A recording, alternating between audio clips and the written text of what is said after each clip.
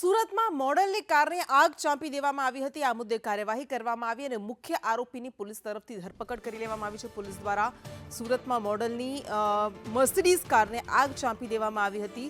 આ કેસમાં મુખ્ય આરોપી મિતેશ જૈનની ધરપકડ કરી લેવાઈ છે। વધુ વિગત સાથે સંવાદદાતા મનીષ પરમાર જોડાયા છે। મોડલની આગને મર્સિડીઝ કારને આગ ચાંપી દેવાઈ હતી અને આ મામલામાં અંગત અદાવતમાં આ ઘટના બની હોવાનું સામે આવ્યું હતું। અત્યારે હવે શું અપડેટ મળી રહી છે?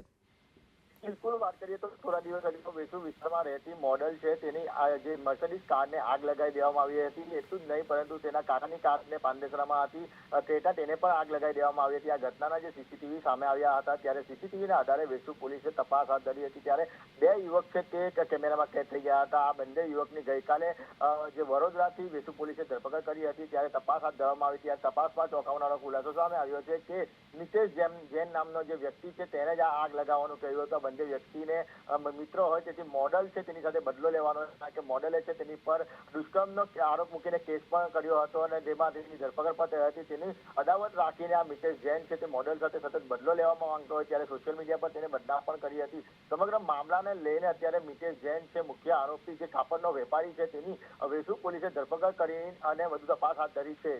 જી આભાર।